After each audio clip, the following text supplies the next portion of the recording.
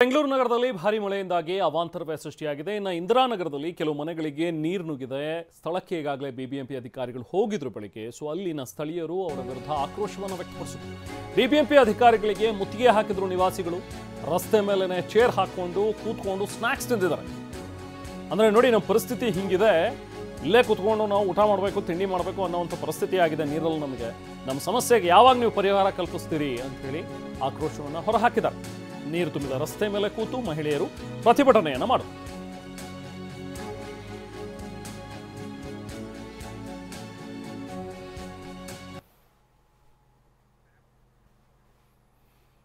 ಇದು ಇಂದಿರಾನಗರದ ಪರಿಸ್ಥಿತಿ. ಅಲ್ಲಲ್ಲಿ ಮನೆಗಳಿಗೆ ನೀರು ನುಗ್ಗಿದೆ. ಆ ನಿಂತ ನೀರಲ್ಲೇ ಆಫೀಸ್ಗಳಿಗೆ ಹೋಗಬೇಕಾದಂಥ ಒಂದು ಪರಿಸ್ಥಿತಿ ಅಲ್ಲಿನ ಜನರದ್ದು. ನೋಡಿ, ಅಲ್ಲಿ ಹೊರಗಡೆ ಚೇರ್ ಹಾಕ್ಕೊಂಡು ಅಲ್ಲೇ ಪೇಪರ್ ಓದ್ತಾ ಸ್ನ್ಯಾಕ್ಸ್ ತಿನ್ಕೊಂಡು ವಿನೂತನವಾಗಿ ಪ್ರತಿಭಟನೆಯನ್ನು ಮಾಡಿದರೆ ನಮ್ಮ ಸಮಸ್ಯೆಗೆ ಪರಿಹಾರ ಕಲ್ಪಿಸ್ಕೊಡಿ ಅಂತ ಹೇಳಿ ಆಕ್ರೋಶವನ್ನು ವ್ಯಕ್ತಪಡಿಸಿದ್ರು. ನಮ್ಮ ಪ್ರತಿನಿಧಿ ವಿನಯ್ ಅಲ್ಲಿಂದ ಒಂದು ಪ್ರತ್ಯಕ್ಷ ವರದಿ ನೀಡಿದ್ದಾರೆ. ಬನ್ನಿ ನೋಡೋಣ. ವರ್ಷವೂ ಕೂಡ ಈ ಇಂದಿರಾನಗರದ ಜನರ ಸಮಸ್ಯೆಯನ್ನು ನಾನು ನಿಮ್ಮ ಟಿವಿ ನನ್ನ ಕಣ್ಣು ಮುಂದೆ ತೆರೆದಿಟ್ಟಿದ್ದೆ. ಈಗ ಮತ್ತೆ ಅದೇ ಸಮಸ್ಯೆ ಈ ಭಾಗದ ಜನರಿಗೆ ಎದುರಾಗಿರುವಂಥದ್ದು. ನಿನ್ನೆ ಕೂಡ ದೊಡ್ಡ ಮಟ್ಟದಲ್ಲಿ ನೀರು ತುಂಬಿಕೊಂಡಿತ್ತು, ಸಾಕಷ್ಟು ಅವಾಂತರಗಳಾಗಿತ್ತು, ಜೊತೆಗೆ ಜನರ ಪರದಾಟಕ್ಕೆ ಕಾರಣ ಆಗಿತ್ತು. ಕುಡಿಯೋದಕ್ಕೂ ನೀರು ಇರಲಿಲ್ಲ, ಸಾಕಷ್ಟು ಒಂದು 40ರಿಂದ 50 ಮನೆಗಳಿಗೆ ನೀರು ನುಗ್ಗಿತ್ತು. ಬೇರೆ ಬೇರೆಯ ಸಮಸ್ಯೆಗಳನ್ನು ಈ ಭಾಗದ ನಿವಾಸಿಗಳು ಎದುರಿಸಿದ್ರು. ಇಂದಿರಾನಗರದ 17ನೇ ಕ್ರಾಸಲ್ಲಿರುವಂತಹ ಈ 2ನೇ ಸ್ಟೇಜ್ನ ಏನು ಸಂಪೂರ್ಣವಾಗಿರುವಂತಹ ಡಿ ಕ್ರಾಸ್ನ ನಿವಾಸಿಗಳೇನಿದ್ದಾರೆ ಒಂದು ರೀತಿಯಾದ ಸಮಸ್ಯೆಗೆ ಕಾರಣ ಆಗಿದ್ರು. ಇವತ್ತಿನವರೆಗೂ ಕೂಡ ಅಂದ್ರೆ ನಿನ್ನೆಯಿಂದನೂ ಕೂಡ ಇವರಿಗೆ ಸಮಸ್ಯೆ ಆಗ್ತಾ ಇದೆ. ಇನ್ನೂ ಕೂಡ ನೀರಿನ ಪ್ರಮಾಣ ಕಡಿಮೆ ಆಗಿಲ್ಲ. ಸಂಪೂರ್ಣವಾಗಿ 2-3 ರಸ್ತೆಗಳಲ್ಲಿ ನೀರು ಇದೇ ರೀತಿಯಾಗಿದೆ.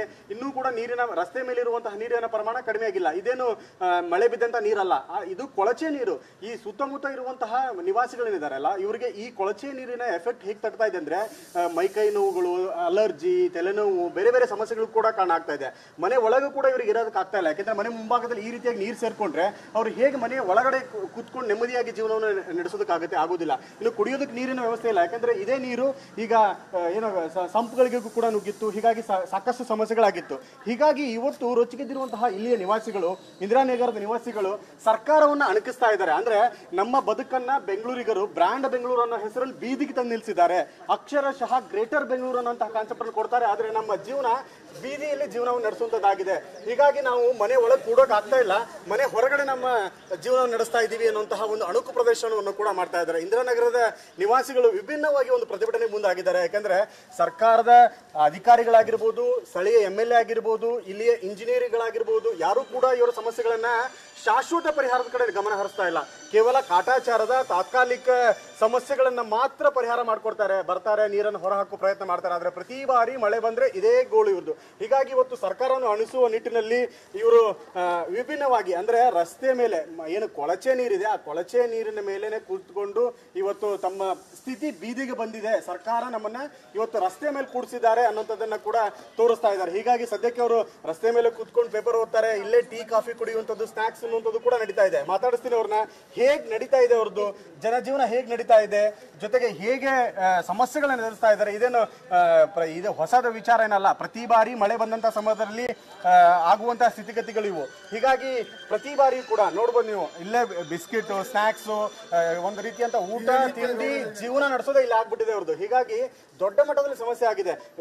ಮನೆ ಒಳಭಾಗದಲ್ಲಿ ಕುತ್ಕೊಂಡು ಪೇಪರ್ ಓದೋದಕ್ಕೂ ಕೂಡ ಸಾಧ್ಯ ಆಗ್ತಾ ಇಲ್ಲ. ಹೀಗಾಗಿ ಇಲ್ಲಿ ನಿವಾಸಿಗಳು ಏನ್ ಮಾಡ್ತಾ ಇದ್ದಾರೆ ಅಂದ್ರೆ ಹೊರಗಡೆ ಕುತ್ಕೊಂಡು ಕೊಳಚೆ ನೀರಲ್ಲಿ ನಾವು ಜೀವನವನ್ನು ಸಾಗಿಸ್ತಾ ಇದೀವಿ, ಸರ್ಕಾರ ನಮ್ಮನ್ನ ಬೀದಿಗೆ ತಂದಿದ್ದೀರಿ ಅನ್ನೋಂಥದ್ದನ್ನ ಹೇಳ್ತಾ ಇದ್ದಾರೆ. ಮಾತಾಡಿಸ್ತೀನಿ ಸರ್, ಏನ್ ಸರ್ ಇವತ್ತು ಇಲ್ಲಿ ಈ ಗಬ್ಬನ ಆರ್ತಾ ಇದೆ ಅಂತ ಸ್ಥಿತಿಲಿ ಕುತ್ಕೊಂಡಿದ್ದೀರಿ, ಪೇಪರ್ ಓದ್ತಿದ್ದೀರಿ, ಸ್ನಾಕ್ಸ್ ತಿಂತಿದ್ದೀರಿ, ಬಿಸ್ಕಿಟ್ಸ್ ತಿಂತಿದ್ದೀರಿ, ಏನಂದ್ರೆ ನಿಮ್ಗೆ ಅಷ್ಟು ಖುಷಿ ಕೊಡ್ತಾ ಇದ್ದಾನೆ ಇದು? ಸರ್, ವಾಸ್ತವ ನೀವೇ 11 ವರ್ಷದಿಂದ ನೋಡ್ತಾ ಇದ್ದೀರಾ. ಈ ನೀರು ಪ್ರತಿ ವರ್ಷನೂ ಇದೇ ರೀತಿ ಬರುತ್ತೆ. ನೀವು ಬರ್ತಾ ಇದ್ದೀರಾ, ನೋಡ್ಕೊಂಡು ಹೋಗ್ತಾ ಇದ್ದೀರಾ. ಆ ಅಧಿಕಾರಿಗಳಿಗೆ ಕಣ್ಣಿದ್ಯೋ, ಕಾಣಿಸಲ್ವೋ, ಇಲ್ಲ ಕಿವಿ ಕೇಳಿಸಲ್ವೋ, ಒಂದೂ ಅರ್ಥ ಆಗ್ತಾ ಇಲ್ಲ. ಮಕ್ಕಳು ಸ್ಕೂಲ್ ಹೋಗದೆ ಮನೇಲಿ ರಜೆ ಹಾಕಿ ಮನೇಲಿ ಇದ್ದಾರೆ, ಮತ್ತೆ ಹೆಂಗಸರು ಎಲ್ಲ ಹೊರಗೆ ಇದ್ದಾರೆ. ನಾವು ಅಂಗಡಿಗೆ ಹೋಗೋದ ಇಲ್ಲ ಆಫೀಸ್ಗೆ ಹೋಗೋದ, ನಾವೇನ್ ಮಾಡೋದು, ಹೆಂಗ್ ಹೋಗೋದು? ಬಟ್ಟೆ ಇಲ್ಲೋ ನಂದು, ನಾವ್ ಹೆಂಗ್ ಆಫೀಸ್ಗೆ ಹೋಗೋದು? ಅಲ್ಲೋಗಿ ಬಟ್ಟೆ ಚೇಂಜ್ ಮಾಡ್ಬೇಕಲ್ಲ, ಏನ್ ಮಾಡ್ಬೇಕು? ಈ ಕೊಳಚೆ ನೀರಲ್ಲಿ ನಾವೆಲ್ಲೋ ವಾಶ್ ಮಾಡ್ಬೇಕು. ಎಲ್ಲಾ ಬೆಂಗಳೂರಲ್ಲೂ ಮತ್ತೆ ಇಂದಿರಾನಗರಲ್ಲಿ ನೀರು ನಿಂತಿದೆ. ಇವರು ಯಾವುದೇ ಜವಾಬ್ದಾರಿ ತಗೋತಾ ಇಲ್ಲ, ಡಿಸಿಲ್ಟಿಂಗ್ ಮಾಡ್ತಾ ಇಲ್ಲ, ಟಾರ್ ಆಗ್ತಾ ಇಲ್ಲ, ಮತ್ತೆ RCC ಡ್ರೈನ್ ಇಲ್ಲ ಅಂದ್ಬಿಟ್ಟು ಲೋಕಾಯುಕ್ತದಲ್ಲಿ ಕೇಸ್ ಕೊಟ್ಟಿದ್ದೀನಿ. ನಾನು ಕಮಿಷನರ್ ಹತ್ರ ಸುಮಾರು ಸತಿ ಹೋಗಿದ್ದೀನಿ, ಆದ್ರೂ ಪ್ರಯೋಜನ ಇಲ್ಲ. ಏನು ಝೋನಲ್ ಕಮಿಷನರ್ ಹತ್ರ ಹೋಗಿದ್ದೀನಿ, ಅವರು ಜಸ್ಟ್ ದುಡ್ಡಿಲ್ಲ ಅಂತ ಹೇಳ್ಬಿಡ್ತಾರೆ. ಮಕ್ಕಳಿಗೆ ಎಲ್ಲ ವೃದ್ಧರಿಗೆ ಎಲ್ಲ ಓಡಾಡೋರಿಗೆ ಪರಿಸರನೇ ಹದಗೆಟ್ಟು ಕೂತಿದೆ. ಇದಕ್ಕೆ ಯಾರು ಹೊಣೆ? ಇದು ಸದ್ಯ ಇಂದಿರಾನಗರದ ನಿವಾಸಿಗಳ ಸಮಸ್ಯೆ. ಕ್ಯಾಮರಾಮನ್ ಗಣೇಶ್ ಪ್ರಸಾದ್ ಜೊತೆ ವಿನಯ್ ಕುಮಾರ್ ಕಾಶ್ಮನಾವ್, TV9 ಬೆಂಗಳೂರು.